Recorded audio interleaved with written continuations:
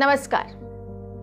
भारत में विदेश नीति के स्तर पर बड़े बदलाव हो रहे हैं। जहां मीडिया का सारा ध्यान कनाडा के साथ भारत के रिश्तों पर है, वहीं दूसरी तरफ अफगानिस्तान पर तालिबान के कब्जे के 2 साल बाद नई दिल्ली में अफगानिस्तान दूतावास को पूरी तरह से बंद कर दिया गया। दूतावास ने प्रेस बयान के द्वारा इसकी जानकारी दी और इसका कारण ये बताया कि काबुल में कोई वैध सरकार काम नहीं कर रही है और संसाधनों की कमी के कारण कर्मचारियों की संख्या कम करनी पड़ी, जिससे जरूरी कामकाजों में दिक्कतें बढ़ गई हैं। अफगानिस्तान और भारत के रिश्ते कुछ वर्ष पहले तक काफी अच्छे थे। अशरफ गनी की सरकार में भारत सरकार ने अफगानिस्तान में कई परियोजनाओं में अपनी अहम भूमिका निभाई, जिसमें अफगानिस्तान संसद का निर्माण, काबुल में सेंट्रल लाइब्रेरी का निर्माण के साथ साथ औद्योगिक परियोजनाएं भी शामिल रही हैं। भारत ने कई सालों तक अफगानिस्तान से आए हुए हजारों छात्रों को ग्रेजुएशन और पोस्ट ग्रेजुएशन स्कॉलरशिप देकर शिक्षित करने का भी काम किया है। पर 2021 में तालिबान के सत्ता में आ जाने के बाद दोनों देशों में भारी गिरावट देखने को मिली।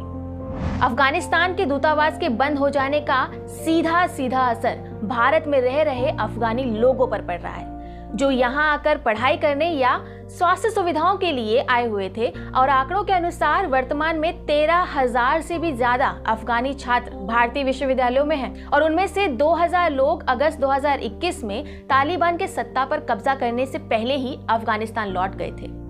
अफगानिस्तान और भारत के बीच तनावपूर्ण संबंधों का कारण ये है कि अफगानी छात्रों के लिए वीजा की कमी हो गई है।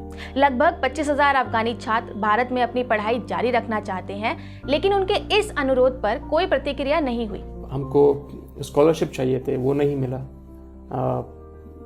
वर्क परमिट वो भी नहीं मिल रहा। मतलब दोनों रास्ते हमारे लिए बंद हैं।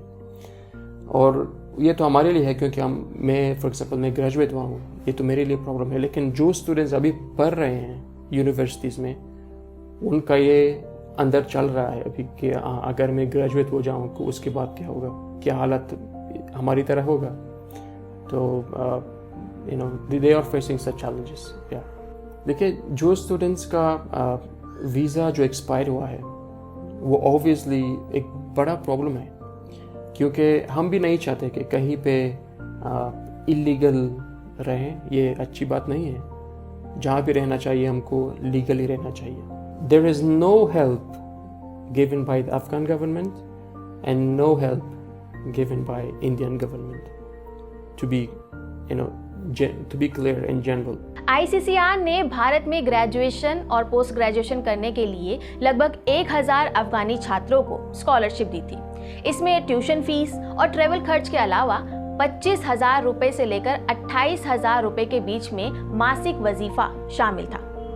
अब ये देखना होगा कि अफगान के छात्रों को अपनी उम्मीदों और सपनों को साथ लेकर वापस अपने देश की तरफ रुख करना पड़ेगा या फिर दोनों देशों की तरफ से इस संदर्भ में कोई ठोस कदम उठाया जाएगा। इस पर आपकी क्या राय है, हमें कमेंट करके जरूर बताएं। नमस्कार।